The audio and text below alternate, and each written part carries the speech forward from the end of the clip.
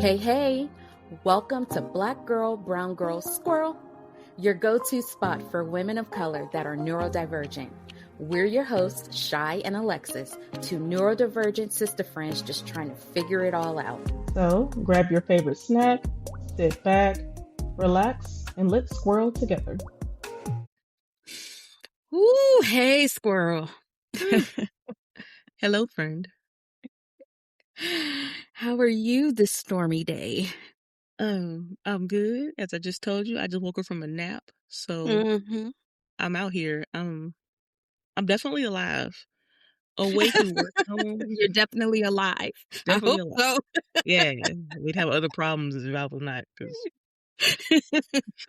how is this happening? Yeah, I'm still waking up, but it's good. It's a good rest day.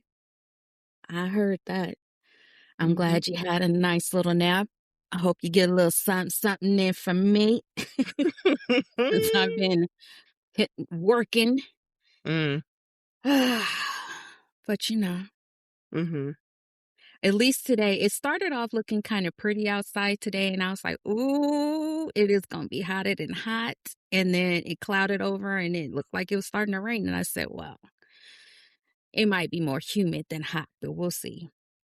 Yeah, I'm not planning on going outside to find out for myself, but the group chat with my parents says it is so hot. They just say it's so hot. That's all they've been saying. So, and I was like, I ain't been outside today. So there's that. I haven't either.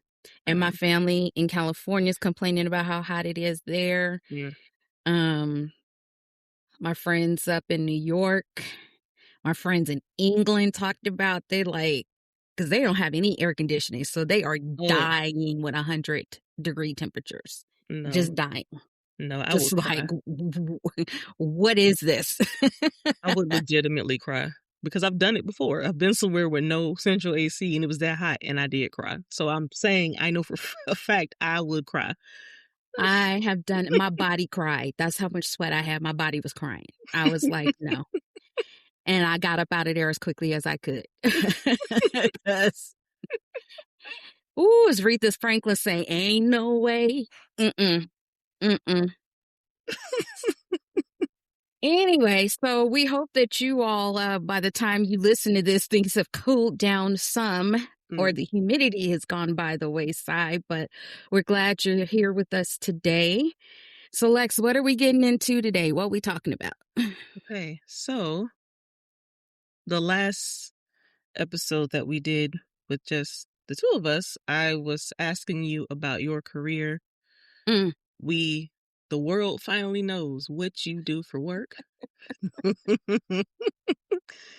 We finally have an answer now. And I think we found out faster than they did on Martin about what Tommy did, because I think his didn't happen until season 3. We don't, and that's not real. We don't know. But Tommy didn't have no job. We do not know what Tommy did. Tommy did have a job. No, I don't care about that text message you sent. I don't care that's been on the internet a lot. Tommy, he ain't have no job. Okay? You Tommy didn't want me to ruin the Martin magic, huh? Okay. It doesn't matter. He doesn't have a job. I don't care nothing about that Boys Girl Club. He don't have no job. On the other hand, you do have a job. You do. Yes, ma'am. You created yourself. You your own boss. You hired yourself, and you didn't fire yourself, so you must like Not her. yet, I haven't. Sometimes the tendency is there. Trust me. Be like, look, girl. Yes. So you do have a job, and we discussed what that was. Yeah. In the last episode that we recorded together. But what I wanted to do today was kind of talk about what does that actually look like. Okay. And what sort of value it actually brings to an organization and what actually will be a real life impact of it. Because the last episode we talked about what are your own personal challenges, opportunities for growth, whatever you want to call it, that you found through running a business as an entrepreneur. But now we want to get into like what exactly it is that's being done. What does that look like? All righty then. Bring it on. Okay. By the way, your nails are absolutely cute. Thank you. They are very grown out. I need to get them. We're not going to even talk about that. I lost this one trying to tie my wrap. Literally found it in my wrap as I was tying my hair. So, yeah. No, not in your. Okay. Mhm. All right. We've gotten distracted already by nails of all Oops. Dropping things. stuff on my desk. Yep, here it is right there. Yeah, Oh, found no, it. no, no, no. No, no, no, no, no. I hate that. I can't even really look at it. I'm gonna look at my notes here. You know I'm grossed out by most things. Don't do that. Oh, I didn't realize that. My bad. Yeah. See, I don't something else new I learned. yeah, I don't really like other people's bodies. Ew. So Oh, that is totally a episode for another time. mhm, mhm. Okay. I'm sorry. Go ahead. Okay. So you do leadership training, focus on communication. Mhm. And as of late, you've been wanting to focus on communication with neurodiversity in mind. Yes. So, what is like a misconception about neurodivergent communication that you have found people have and that needs to be addressed in the workplace? Uh, to kind of simply put it, people think of neurodiversity as just another DEI word. Okay. Um, they look at it as a way of just another way of someone trying to other themselves or single themselves out or trying to stand out as different or, you know, a lot of the rhetoric that we hear in our media and other places. And so the misconception has to be changed because the reality is, and I've stated this before, and I can't think of her name in order to give her credit. There's a, excuse me, a psychologist on Instagram that I follow, and she was the first person that I ever heard say we're all neurodivergent because brains are like fingerprints. You know, 99% of the time, unless you're a twin or something like that, you're different. Your fingerprints are different. Your footprint is different. So our brains are different. But it's how we process the information that defines the medical terms of neurotypical and neurodivergent. So people do not tend to understand that neurodivergent does not mean you're incapable of thinking or communicating or having a complete thought or articulating that thought. Excuse me. They don't understand that it doesn't mean that because you take a moment to process information that you have the inability to process information. Mm. So those are some of the things that um, are often misunderstood. I'll give you an example. I don't know if I shared this already, so forgive me if I have, but I have a colleague of mine who was, and if I did tell you the story, please stop me. But I have a colleague of mine who was at a meeting with the CEO, and she was going in for our RFP, talked to the CEO, then she was moved on to talk to the board. She's in the meeting, she's talking to the board, and she asked, she's an HR specialist. So she asked them, what is coming up in the workplace that's new that you haven't really heard about before or that you're finding is becoming more and more commonplace? And so someone spoke up and said, neurodiversity. And he said, and I appreciate it because I'm neurodivergent. And I've always had a hard time with people understanding me, and how he thinks and how he communicates, so on and so forth. The CEO jumped up, and I will not repeat what he says because we don't use that language on the show, but he used some rather inappropriate language and was just basically, I don't care about neurodiversity and what you guys call yourselves and blah, blah, blah. I just want you to get to the bottom line and make some money. And being the ally that she is, she immediately knew she was not going to work with this company. Yeah. And second of all, she spoke up and she said, this is why your company's having the problems that it's having right now. and why it probably will not be around in about 15 years because of your attitude, the way that you're thinking, and how you're using your privilege right now. And then she sat down and ended her presentation. So that's an extreme, but that's also the reality of what we're dealing with when people are talking Yeah. about being neurodivergent and whether or not to even come forward in the workplace, because they do need an accommodation, because that fluorescent light overhead, that humming sound is irritating them. The light is too bright some days, and they need someplace else to be. Yeah, that's Hmm. some of the mindset we're dealing with. That's so interesting too, because even from the most cynical point of view, by caring about what your employees are contending with or what sort of challenges they're telling you they have, and then doing something to accommodate it, you're more likely to make the money because then they can show up at work and work for you, right? Exactly. So he said that's Exactly. just stupid because even the most cynical point of view, you do something about it, right? To an extent, for some people, and because I don't want to generalize all companies, all employers, and everything like that. Some of it has to do with um, willful ignorance. They're choosing not to learn anything. They're Yeah. choosing not to see. They're choosing not to accommodate. They're choosing to say, well, if I do this for you, because if I hear this one more time, if I do this for you, I have to do it for everybody else. No, you don't. You don't. You really don't. That's not what equity and all of that is all about. Equality and everything. That's not what it's all about.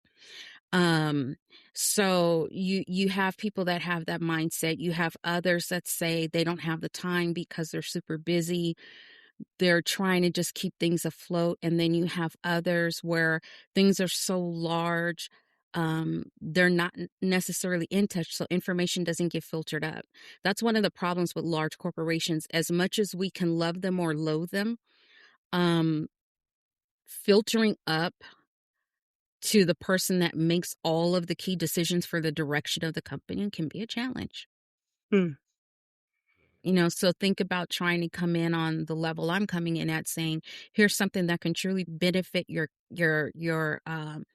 organization, no matter how big or small. And it's not even getting to the right ears because there are people that are going, yeah, we get it, we understand it, we like it, but Hmm. can we afford to take our people out of the field or do this or do that just for a training with you all day when they could be out there making money? Hmm. You could make more money if you worked with me, but that's a whole nother Mhm. story. Yep. So then I'm wondering then how communication differences show up in the workplace, and Mm. if you maybe have an example of a challenge that's coming up at work that maybe leaders are having that's not really a performance issue, it's just a communication issue. There are a couple of different ones. So if you don't mind, I'll use you as an example because we've talked about how you'll ask questions in meetings because you're Mhm. like, I want to understand and Mhm. I want to know exactly what I'm supposed to do. So when I walk Mhm. out of here, I can go do my job. That is one of the benefits of how your brain processes information. And also, too, how um, figuratively speaking, don't see shades of gray. It's black or white. So you're a rule follower. We talked about your role and what you do in your job. And you said, look, I'm at do this to make sure that all of this gets safe and protected in the company. So I have to follow certain rules and certain safeguards, right? Mhm. So then you have, which is fine, but there are going to be people in that meeting that might go, oh my goodness, why is she asking another question? Now, oftentimes, because we've all done it, we've all othered other people.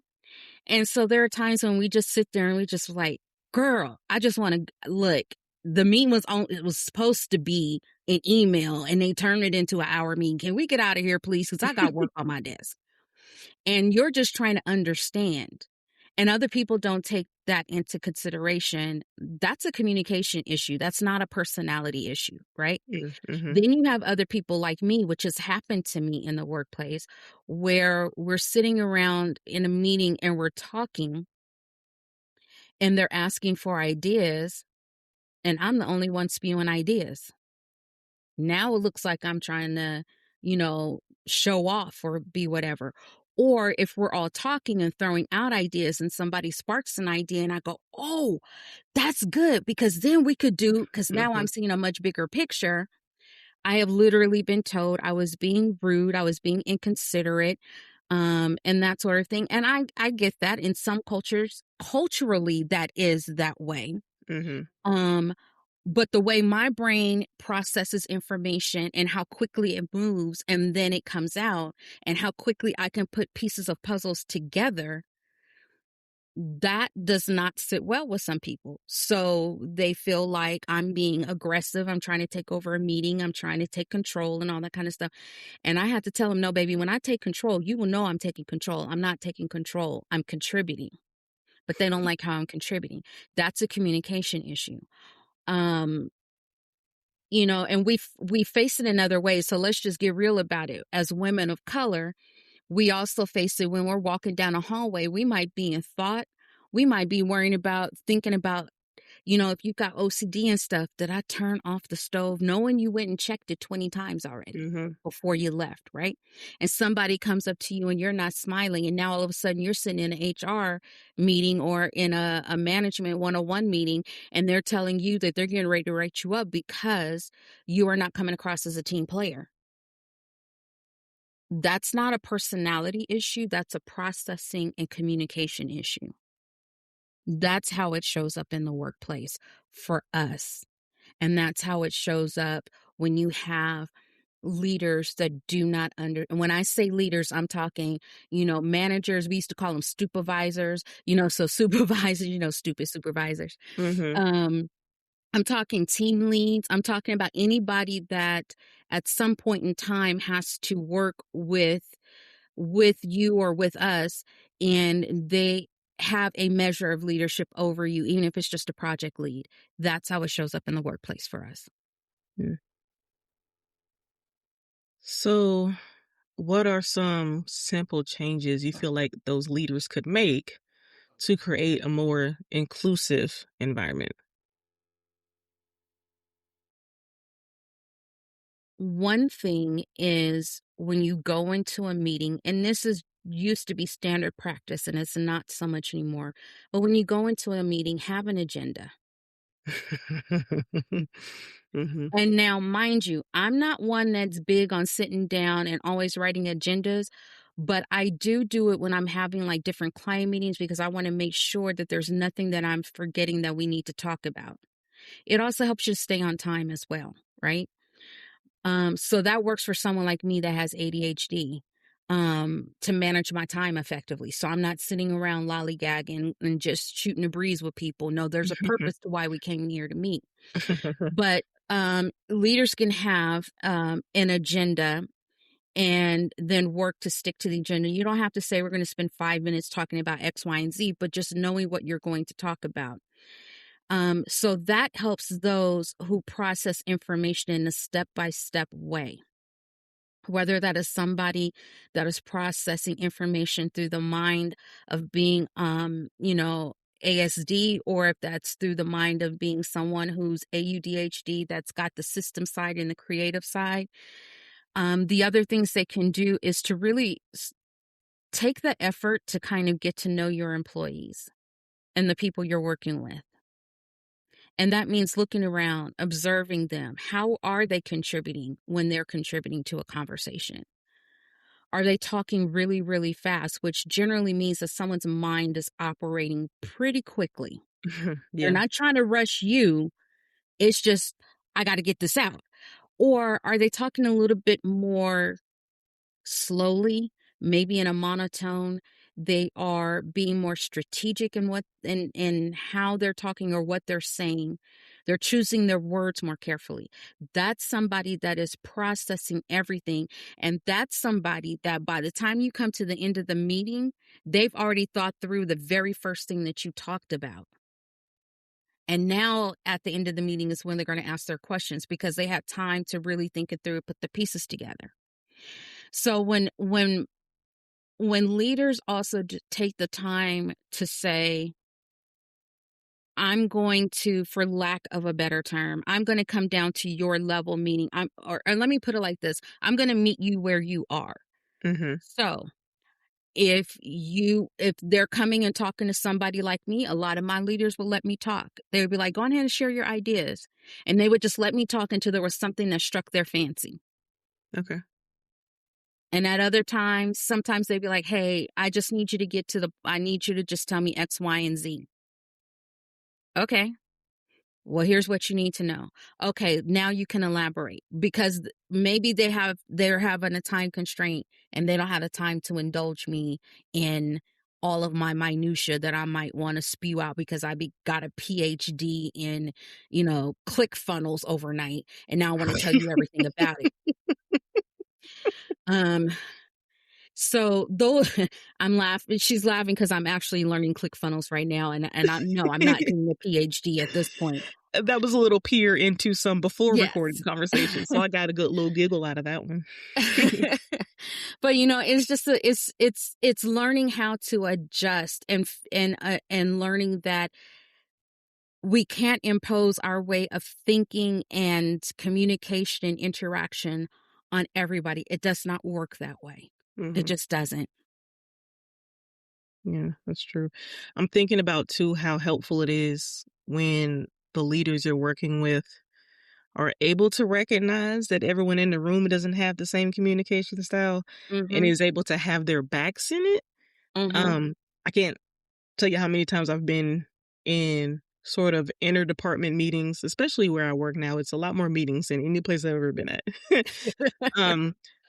But I would ask something or explain something, and I would either get cut off or Mm-hmm. dismissed. And sometimes it might have been from feeling challenged just because I had the nerve to ask a question. And then sometimes I could tell it's like one of the isms happening in the room. Mm-hmm. I find a lot more often I run into sexism. That's a whole thing. Oh, girl. Because I'll see who they'll overtalk and who they won't.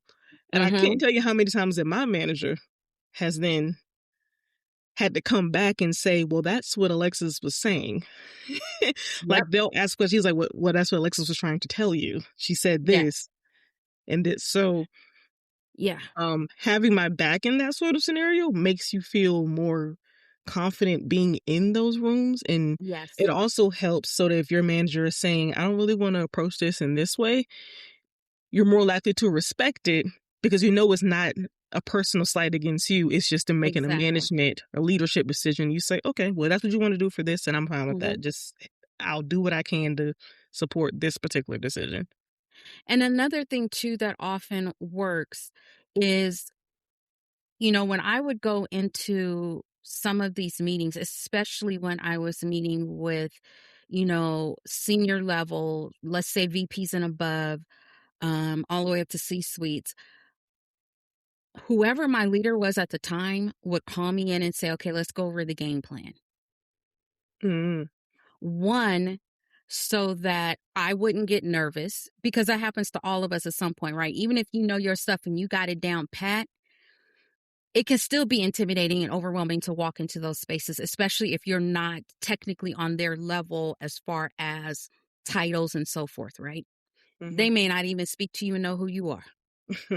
Let's just be real. Mm-hmm. So when you have a leader that works with you and says, let's come up with a game plan, let's prepare on what to say.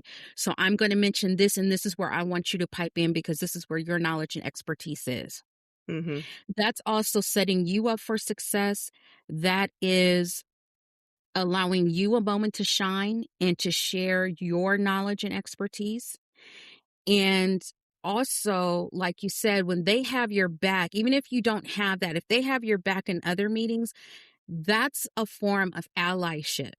And a Mm-hmm. lot of times, just to be honest, we as women of color, we as women, we as neurodivergents, we don't always want to rely on other people to be allies for us. Mm-hmm.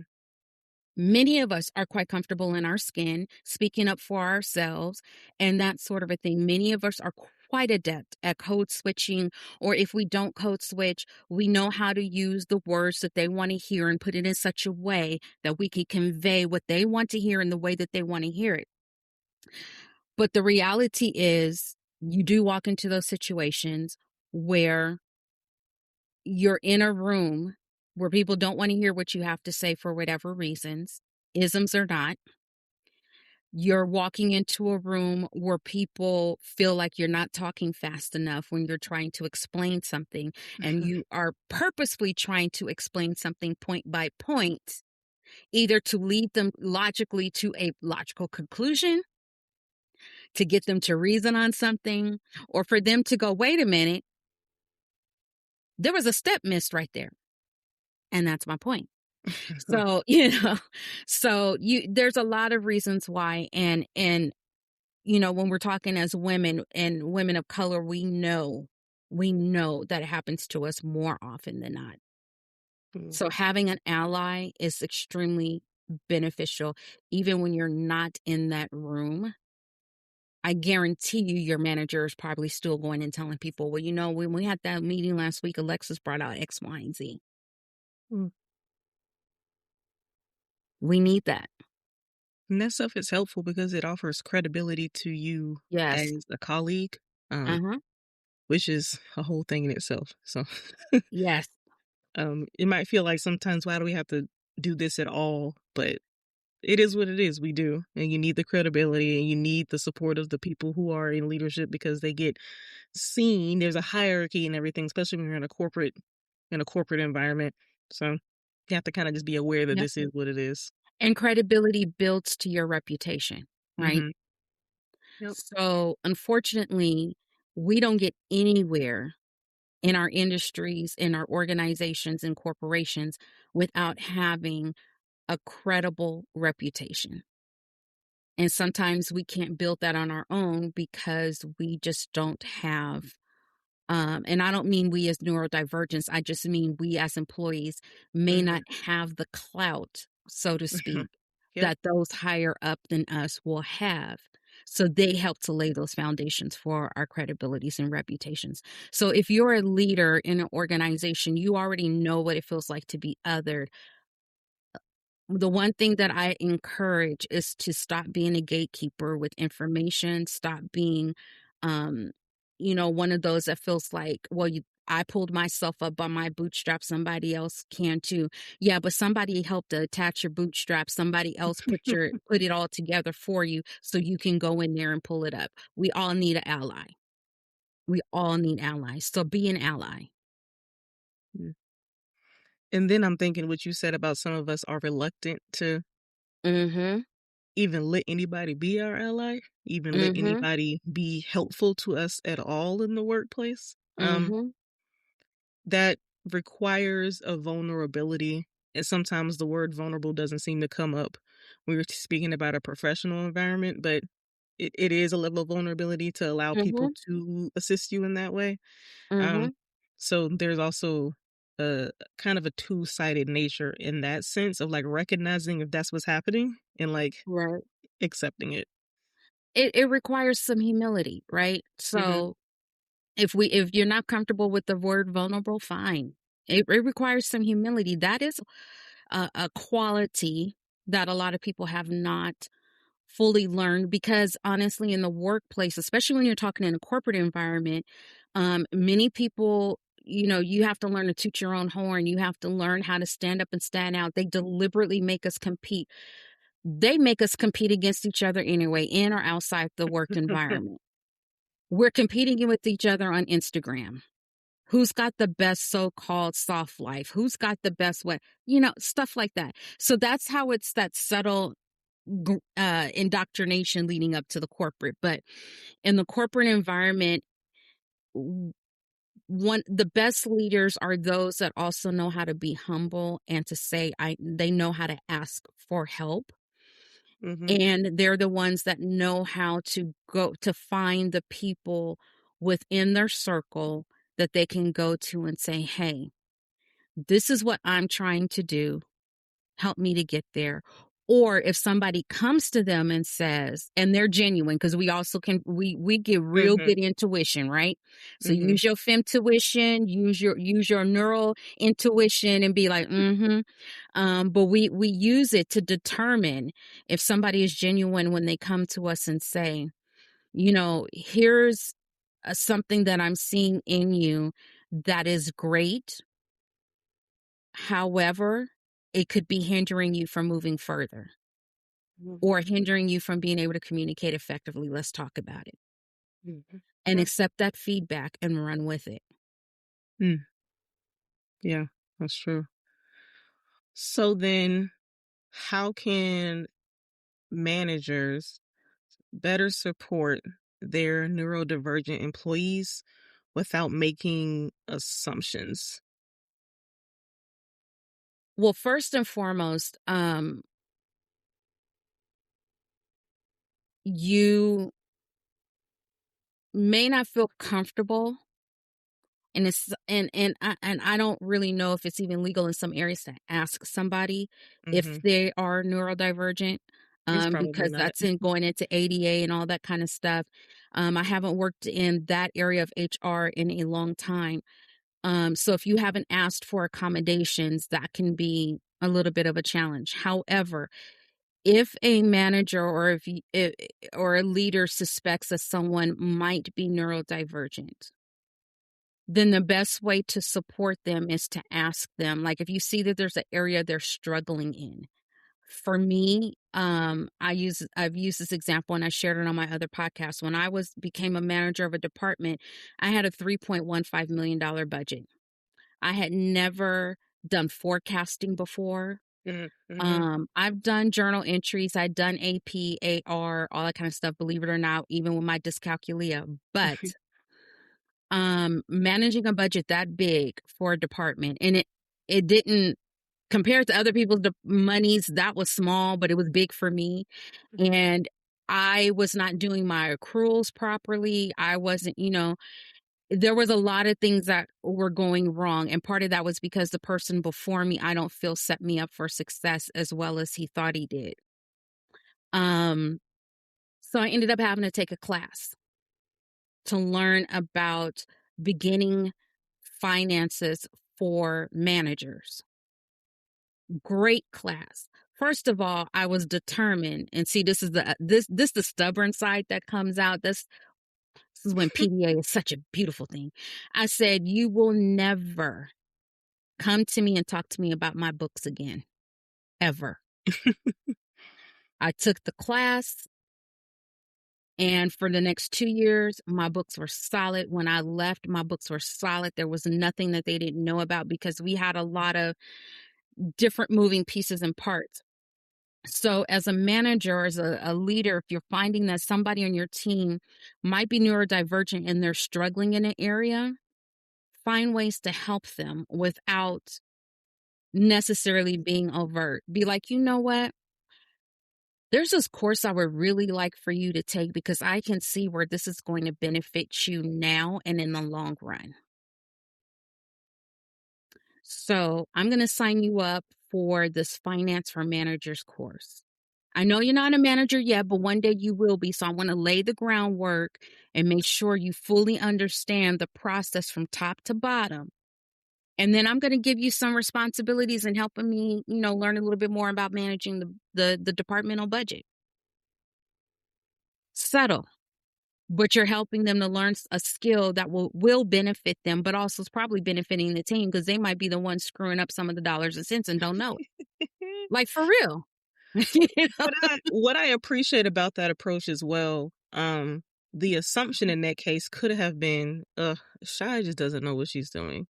Shai maybe she wasn't right for this position. Shai's not trying. Shai doesn't care about this, so she should, we'll just get somebody else to do it because clearly she doesn't care enough to do this well. Whereas in this approach, it could just be, I wonder if Shai might find this helpful. So in that Mhm. case, instead of making an assumption, ask a question, Yes. offer some assistance in something. Mhm. Because even if you are not neurodivergent, if you're just bad at math, you might need this assistance. If you are not even the person who handles the money in your house, you might not have ever been the person to handle any money of any Yep. kind at all. So you Yep. have to learn how to do this. Yep. So give you an opportunity to learn and then display why you were a good choice for the role because you're willing to Yep. learn more, to do your best, to put as much as you can into the role that you have. Yep. I'm pretty sure that's not how my particular finance manager and and AVP thought at the time, but you're absolutely right. So, and the other thing too is, um, as a leader, part of our job, our role and function is to see the best in other people. So prepare them for what you see they can do or where they can go. If you know what their goals are, and you see what they're struggling with or where they could use some more sometimes it's a matter of just getting a little bit more education around something, but you can find ways to work with them without making them feel on the spot. And if you do know they're neurodivergent, then talk to them and ask them, well, what are the things that are interesting to you? How is your workday set up? Is there somewhere where I might be able to help you? Maybe, you can't always co-work with your employee or anything like that, but what can I do to help? If I'm scheduling 50, 11 meetings all day, maybe we need to condense some of these. Maybe they Mm. don't need to be meetings. So, I mean, that's what my boss did at one point, especially because she was dealing with chronic illness. I had chronic illness. Plus, I think she recognized that I had neurodivergence because she's worked in the DEI field a number of times. And she was like, we're going to consolidate some of these meetings. Now, it might mean that we might have 1 2-hour meeting Mm-hmm.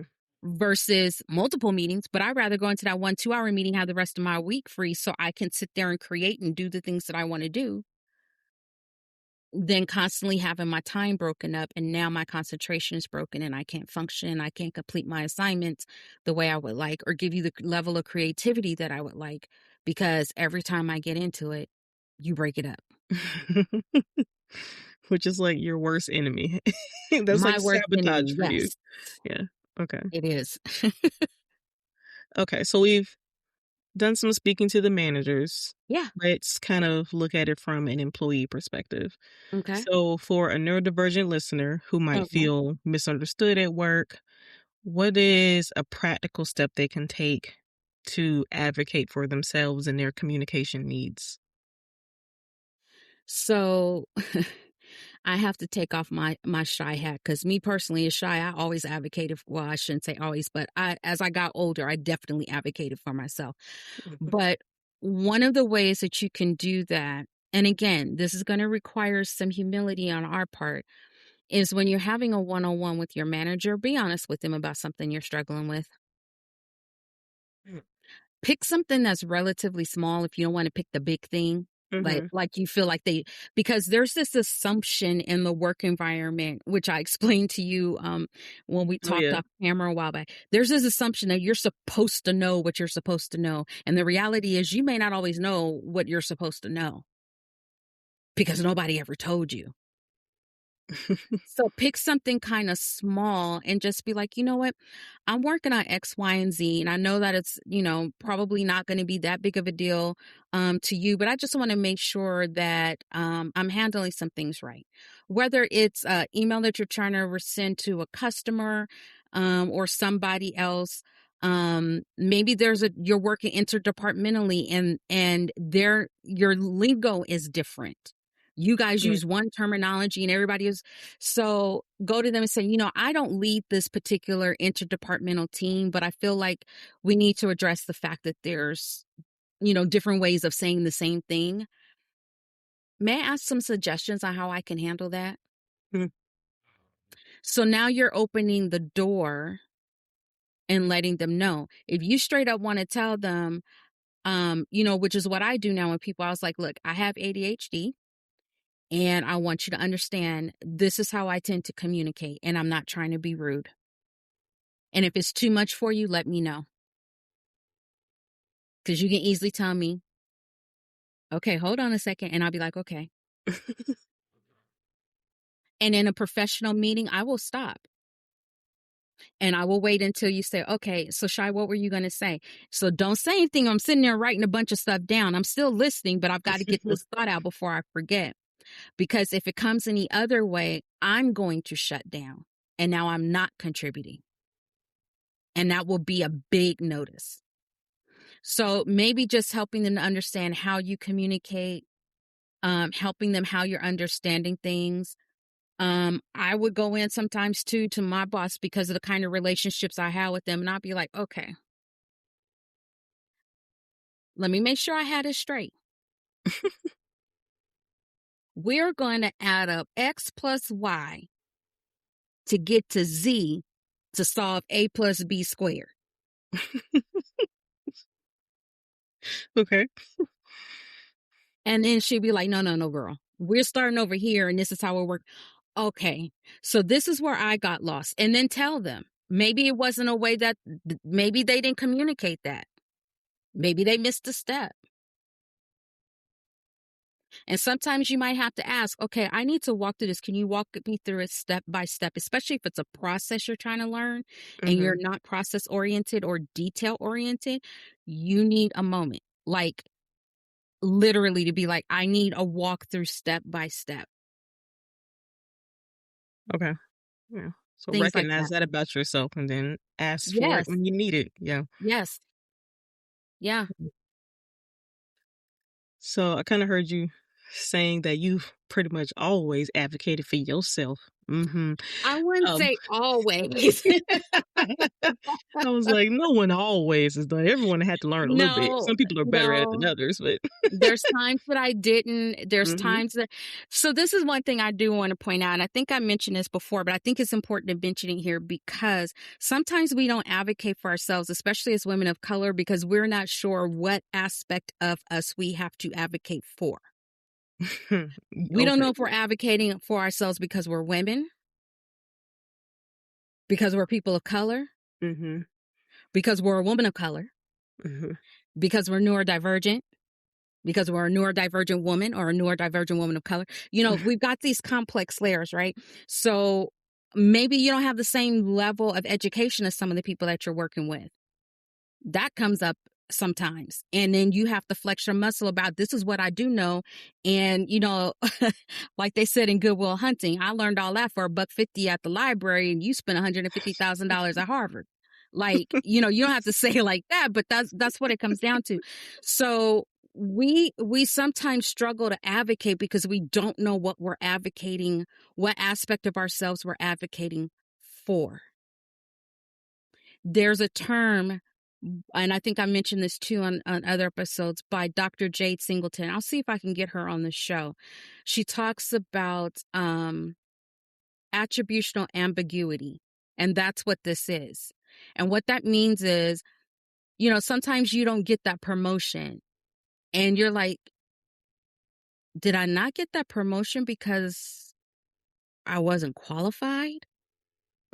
And then you look and you see everything stacks up. No, I was qualified. Okay. So I wasn't under and I wasn't over. All right. Well, maybe I didn't get it because I took maternity leave last year. Well, maybe the other person took maternity leave. You know, you're stacking and you're trying to compare apples to apples and you don't know what it is. You don't know if it's an ism. You don't know if it's something else. So the attributional ambiguity affects us as well. So we don't know what we're advocating for. Is it our neurodivergence? Is it whatever? So when you're looking to advocate for yourself, make sure that you are pinpointing something very specific. Okay. Try to. And what I mean by that is, okay, I sent the email, I said it in a meeting, and I said it in a phone call. And this person still doesn't listen to me, or this person still has not responded, or whatever the case may be. That's when you take that to your manager and say, okay, I just want to understand what could possibly be going on between me and this other person on the team, the department, or whatever. Because I did this. What else do you suggest I do? And then when you've done all of that, you go back and you tell them, I've done X, Y, and Z. And if they come and say, well, you haven't done da, what more can I do? Because I've done da, da, da, da, da. Or I said this, and that. Or I invited them to this meeting, that meeting, whatever. Or I've tried to engage with them. Whatever it is, have something specific, because then that's something to work with. And if it's your manager and they're coming at you with something, have something specific. Like I had a manager one time, I had just come back from a business trip. At that time I was inside sales manager for 7 states. So I went and visited Alabama. I had to go to Birmingham and Montgomery. Had never been before. So I'm down there with my counterpart, who's the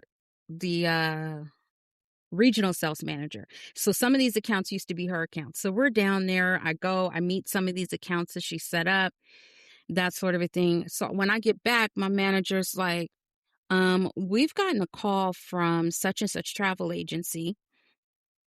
And I was like, okay. I was like, what's going on? She said, well, they knew you were coming, but they wondered why they had never heard from you before. I said, really? And she's like, it's your job. I realize you have over 250 travel agencies in your database, but it's your job to make sure that you reach out to each and every one of them at least once a quarter. You're supposed to reach out to them multiple. I said, hold on one second. Went to my desk and I came back and I said, not only have I reached out to them, have you looked in the record to see where I have called them, I have emailed them, I've done this and done that, because we have to log all that stuff. And I was good about that. Logged all my stuff. She was like, yes, I do see that. And I said, and by the way, here's everybody's cards in the travel agency. I literally went in and met and shook hands with every single person in that travel agency. And they called to tell you that I did not show up, or that they never met me. And it was silence just like that. And then she was like, I'm sorry, I was mistaken in this and that. So sometimes, when it's your manager, you do have to come with something. You don't have to do it in the way that I did it. Don't get me wrong. But you do have to come with something to kind of go, no, this shows that I did everything I was supposed to do in the way I was supposed to do it. This shows that I did it the way that you asked me to do it. How else would you have preferred that I do it? That's why I tell everybody I have always, always, always, always covered myself in every way I possibly could.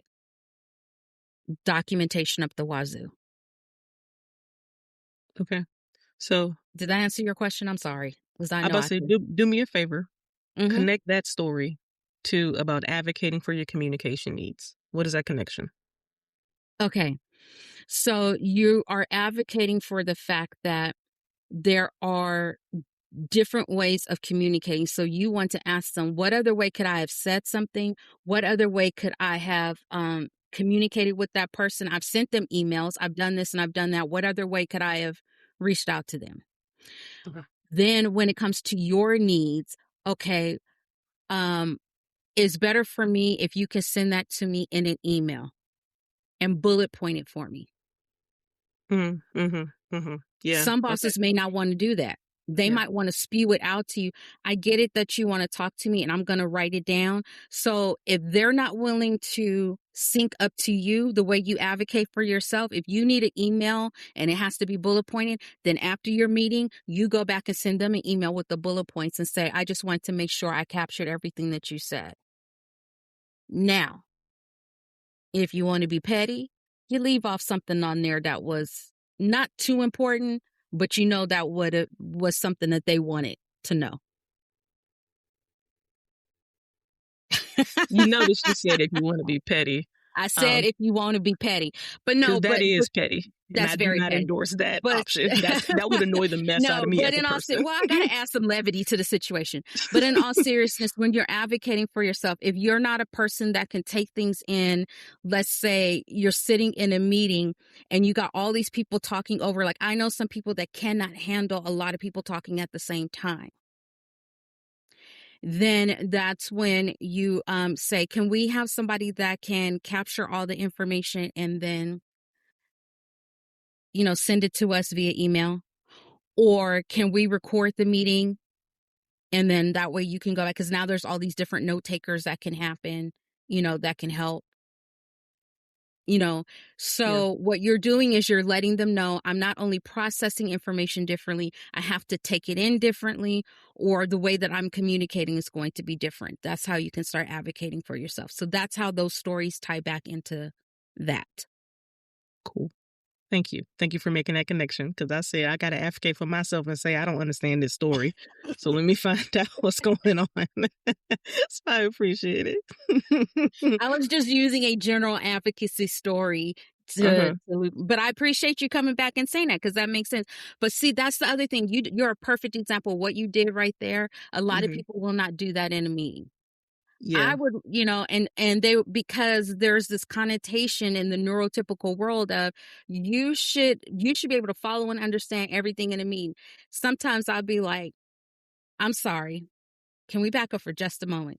Hmm. Because I'm trying to understand the connection to this, and this. Oh, those are two different things. Okay, so I misunderstood because when this was said, it was said during this and this. So what I understood was this and this.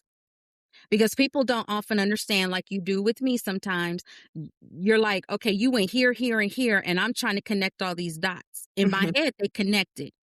Hmm. Or in my head, I was going with one place with that story, but went off someplace else. And I was like, nope, that didn't connect back to the original point because the original point was over here and I was supposed to go down this road. I was supposed to turn left and not right. It happens. Or you don't complete a full sentence because you finish the sentence in your head and you think the person's with you because they're sitting there nodding and going along. And you're like, great, they got it. And you keep going. And that person's sitting there like,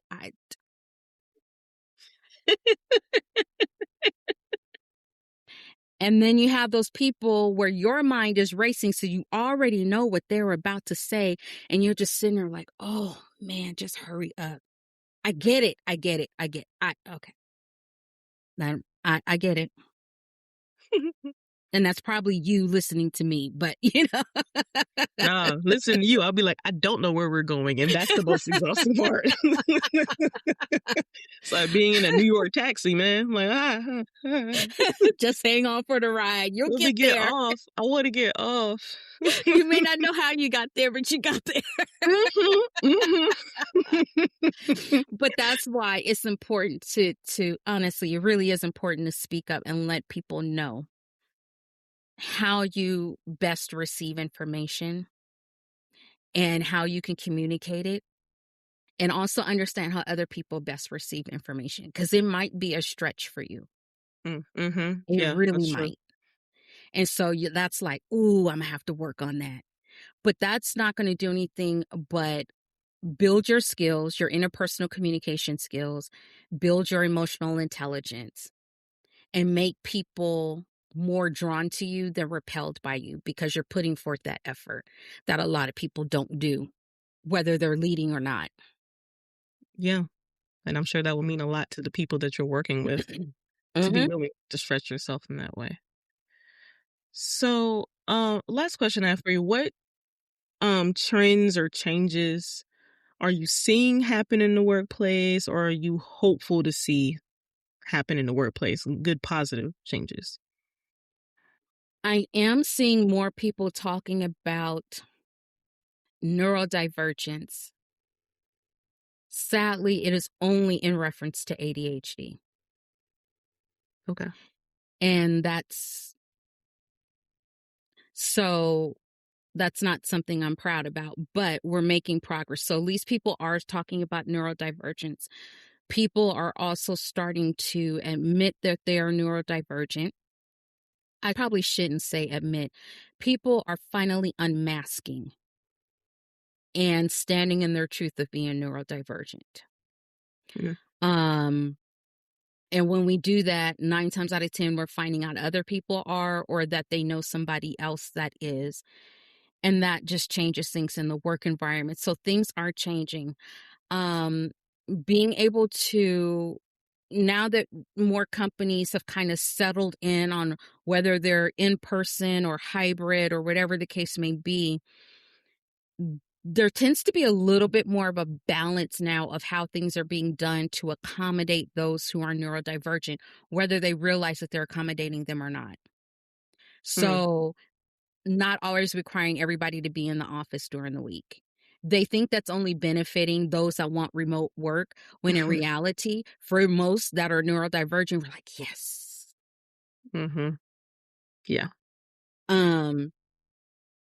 There also more of a trend towards uh, mindfulness and doing health and wellness at work, because people are stressed out, because there's a lot of pressures on minds and things like. There's a lot of people that do workplace health and wellness programs so that employees are able to get their mental health assisted with, Mm-hmm. which those of us that are constantly dealing with all these things as neurodivergents, we need assistance with that.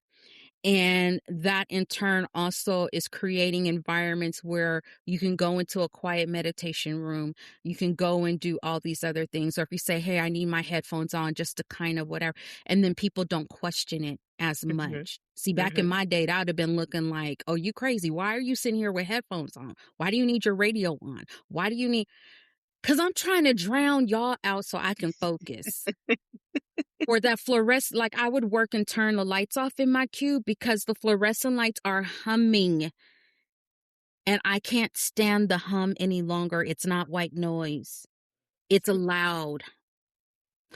So different things like that. So we're starting to see more and more trends towards that. And the fact that we technically fall under ADA, you're starting to see um, that companies are willing to accommodate us because our accommodations aren't